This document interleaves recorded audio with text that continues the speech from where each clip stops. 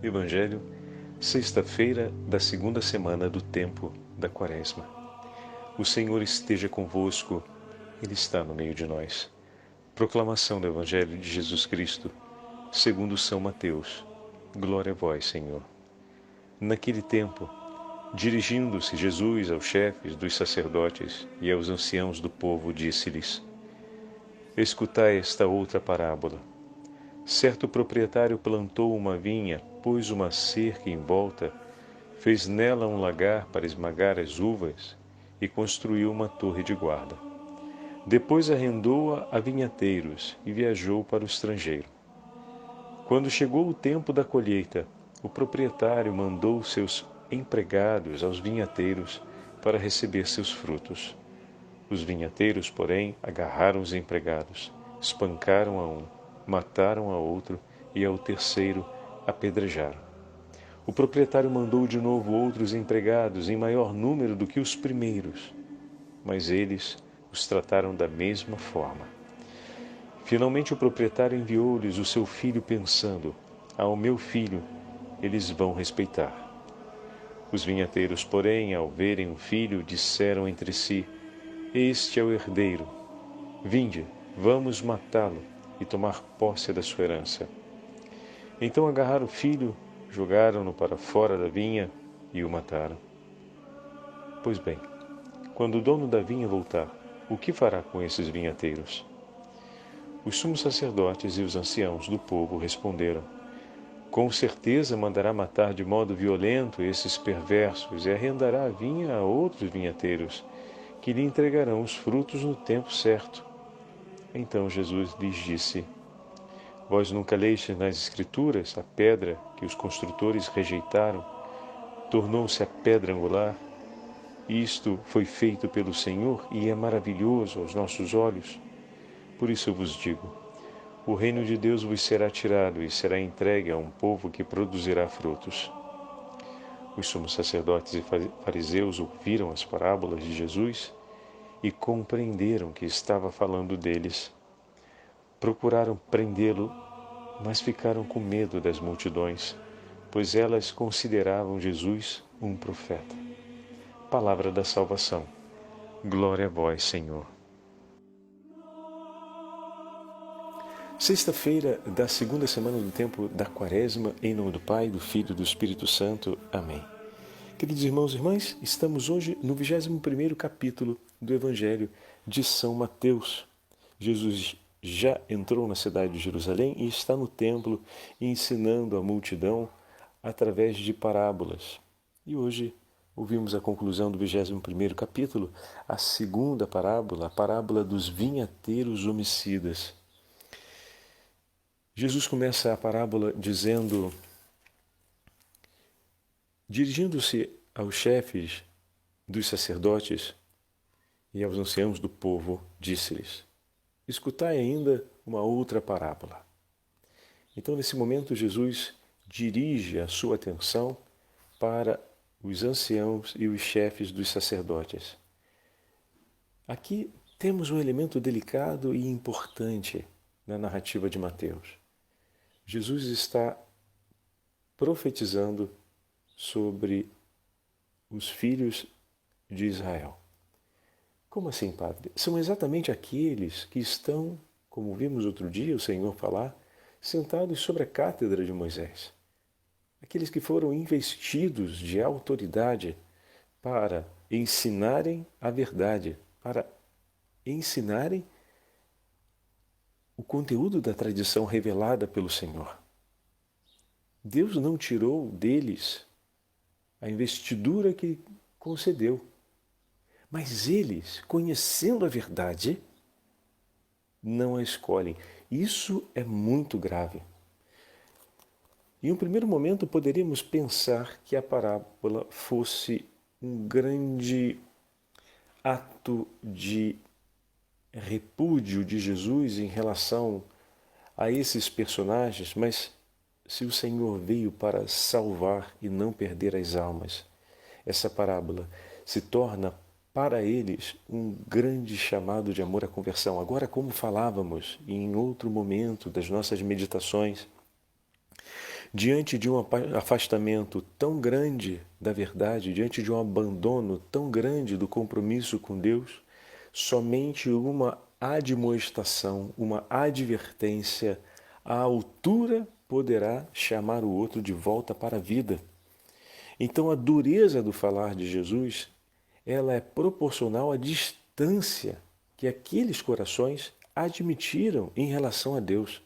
Não se trata aqui de uma distância por falta de conhecimento ou por uma falta de, como posso dizer, como no caso dos pagãos, que não conhecendo a tradição de Israel, precisam fazer todo um caminho para a descoberta do anúncio desse Deus na história, para abraçar desse modo a tradição do povo israelita, se esse pagão desejasse se tornar um judeu ou acompanhar a fé de Israel.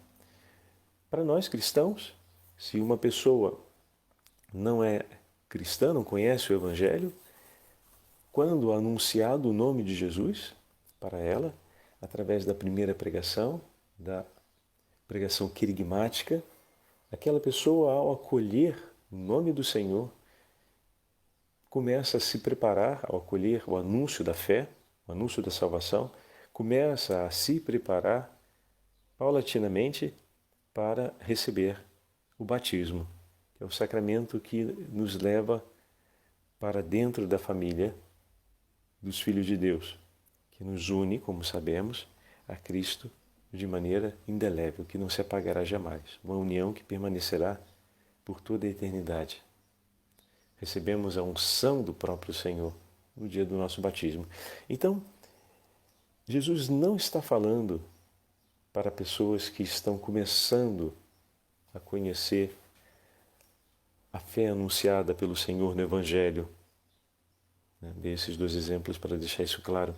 Mas está falando para aqueles que já têm o conhecimento da fé e da tradição de Israel, que seria a pré-condição, vamos colocar assim, para poder participarem mais intensamente e para receberem com mais entusiasmo e vivacidade o anúncio da boa nova do Evangelho. Olhem agora esses dois personagens, aquela mulher Ciro-fenícia que veio suplicar a Jesus por sua filha que era endemoniada. É de uma outra tradição, é de uma outra nação, não pertence à tradição de Israel, não conhece todos os dados da fé de Israel, porém ela veio de lá conhecendo apenas a notoriedade do gesto de Jesus, ou seja, sabendo daquilo que Jesus estava fazendo, ela veio e se lançou aos pés dele com grande fé, suplicando a libertação de sua filha. Ou então o oficial romano, outro personagem, que também não é um israelita, ele se apresenta diante do Senhor através de um servo e suplica que ele possa curar o seu servo. E pede ao Senhor que diga apenas uma palavra.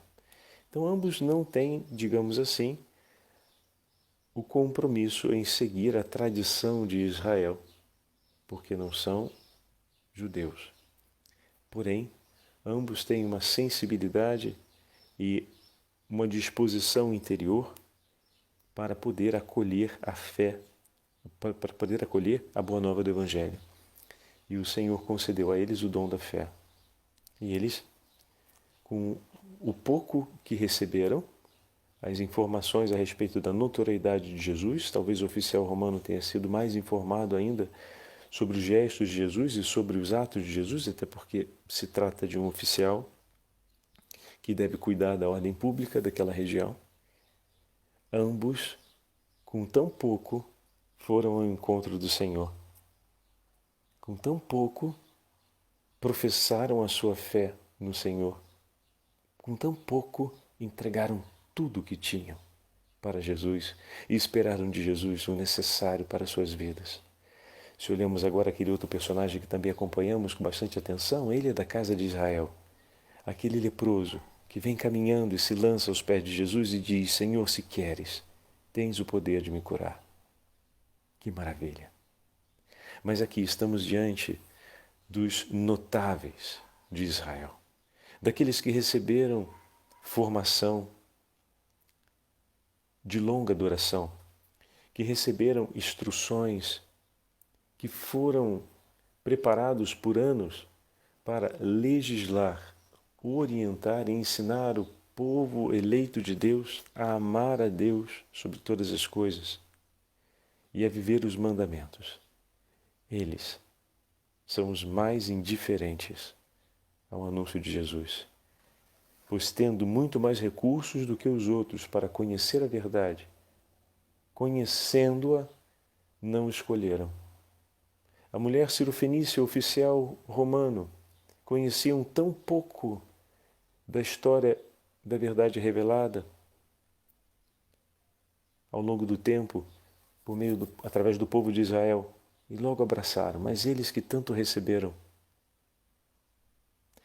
não abraçam, não reconhecem. Pelo contrário, como nós vamos ver no texto de hoje, depois que compreendem que se trata deles, que Jesus faz referência a eles, se levantam ainda com maior hostilidade contra Jesus. Meu irmão e minha irmã, joguemos fora toda a pretensão que possa haver no nosso coração de que a vida cristã é algo que você pega, recebe e uma vez por todas está resolvido. Porque não é assim. Eles com tanto não ficou nada, pois não conseguiram reconhecer e receber no coração o Senhor da vida.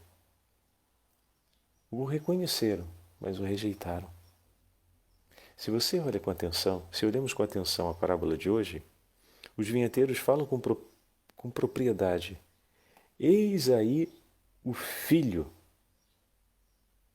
eis aí o herdeiro que veio.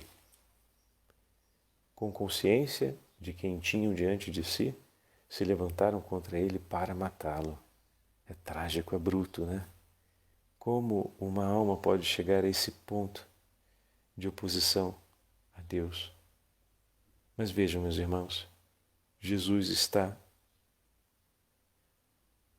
declarando, proclamando, contando essa parábola para a salvação deles.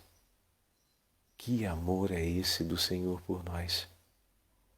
Não obstante toda a disposição do coração deles contrária ao Evangelho, o Senhor conta essa parábola pela salvação deles.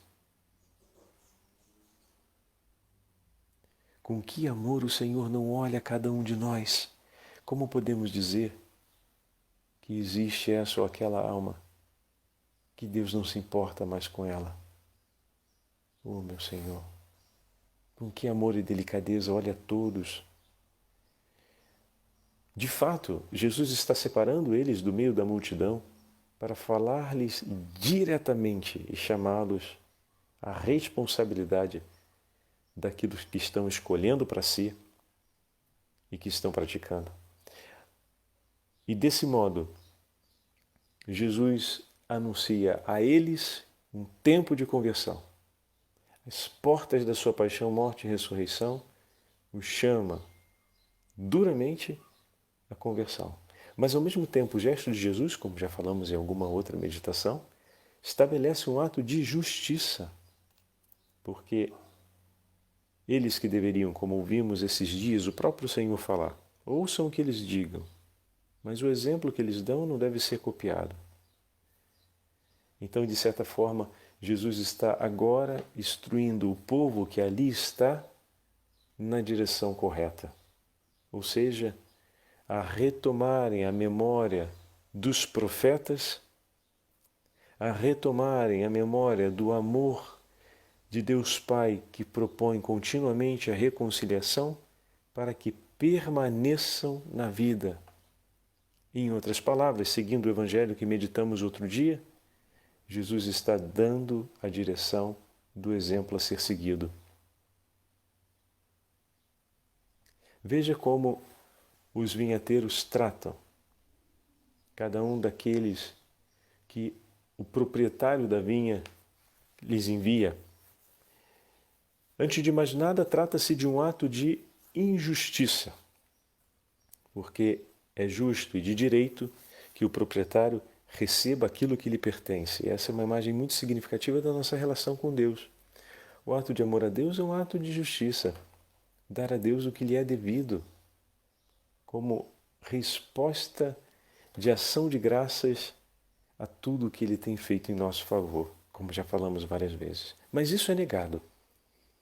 Então, o Senhor, o proprietário da vinha, não se rebela contra eles, mesmo vendo que ao negarem isso, eles já estão em rebelião contra Ele.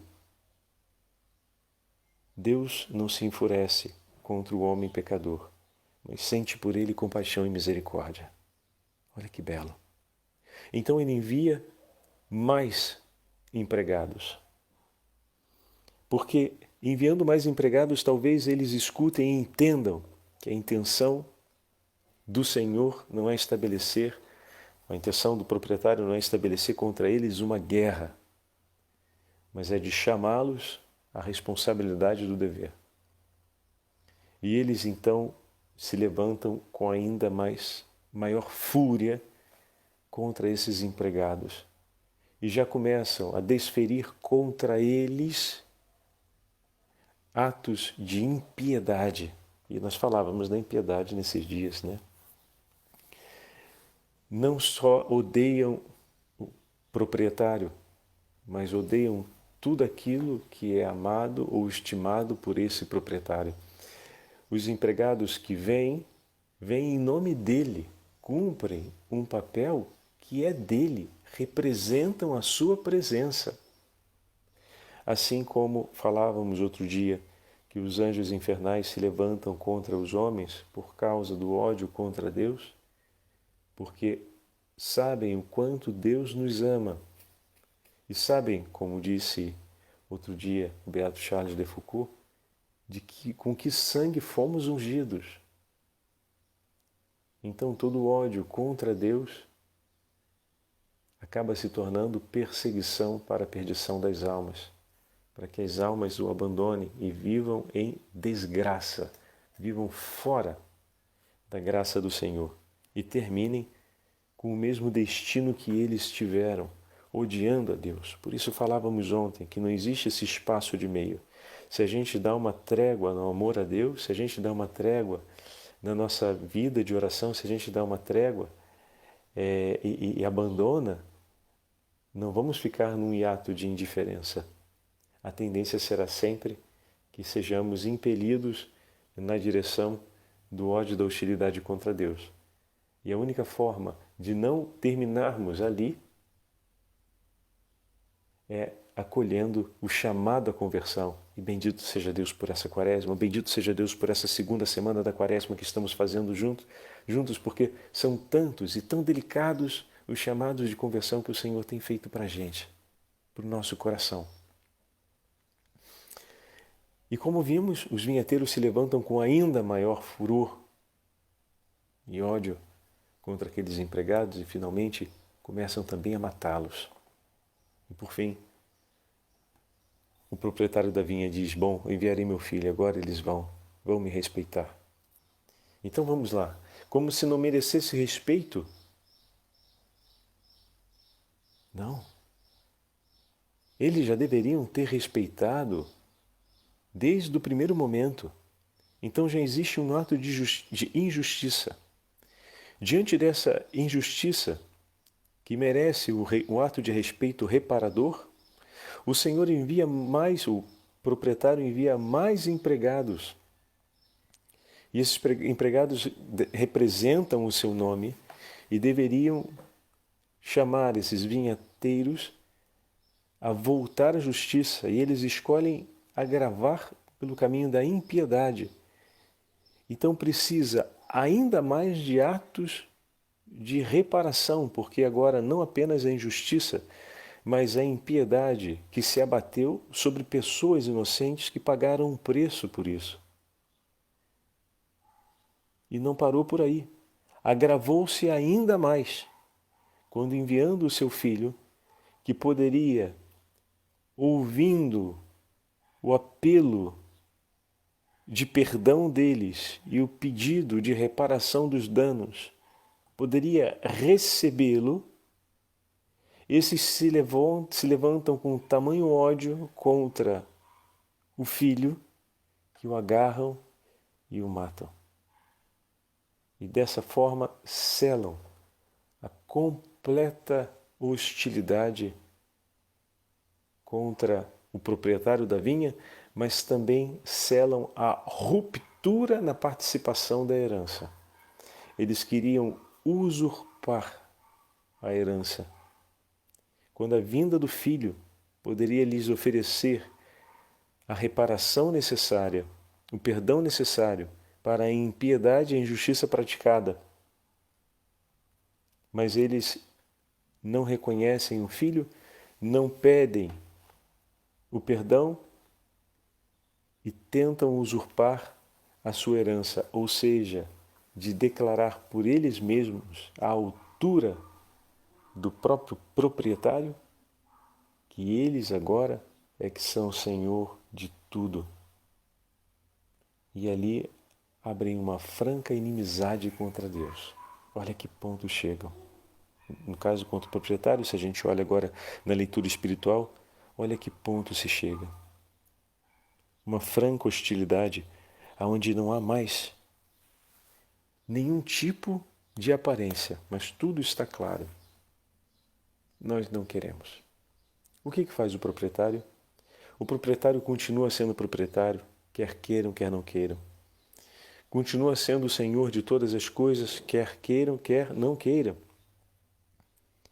Continua tendo o poder de perdoá-los, caso queiram, mas não querem. Com os seus atos ficou claro que desse proprietário eles não esperam nada, não porque não lhes é oferecido, mas porque eles não escolhem outra coisa a não ser o que eles mesmos desejam.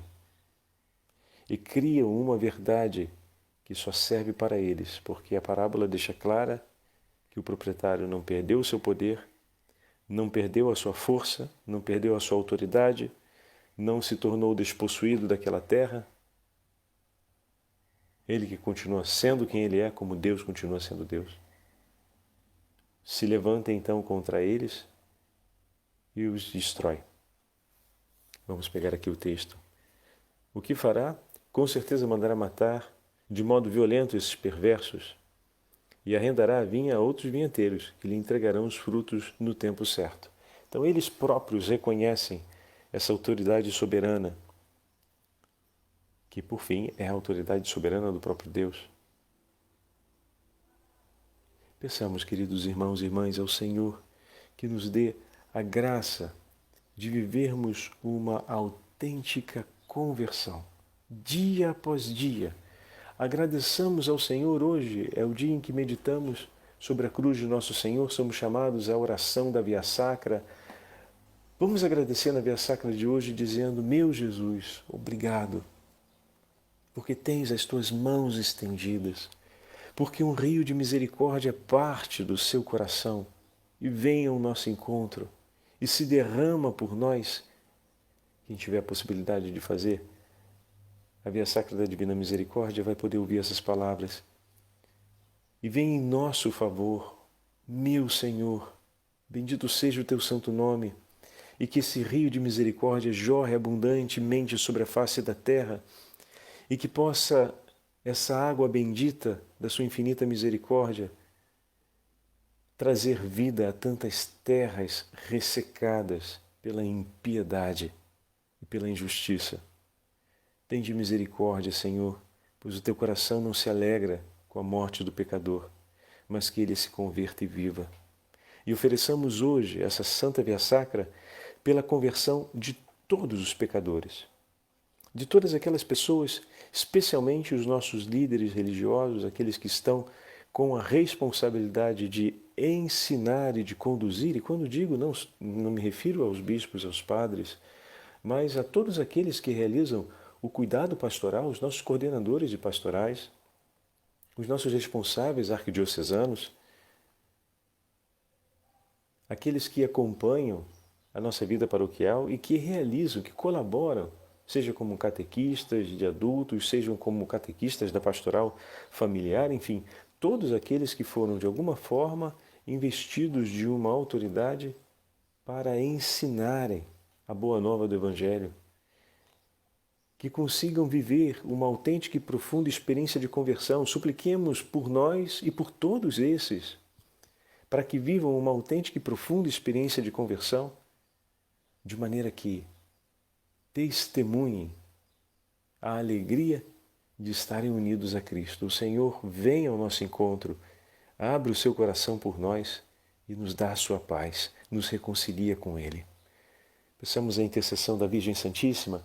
Quando lia o Tratado da Verdadeira Devoção à Santíssima Virgem Maria, me tocava muito a firmeza e a clareza com que São Luís Maria Grignion de Montfort sempre apresenta a Virgem Santíssima cuidando dos corações para que vivam uma autêntica experiência, uma profunda experiência de conversão.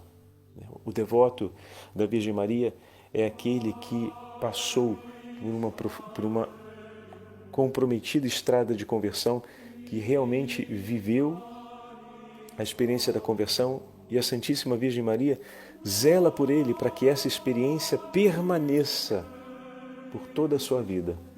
Um coração sempre sensível à conversão, ao chamado à conversão que o Senhor faz. O Senhor esteja convosco, Ele está no meio de nós. Pela intercessão de São José e de Nossa Senhora das Dores, abençoe-vos o Deus Todo-Poderoso, Pai, Filho e Espírito Santo.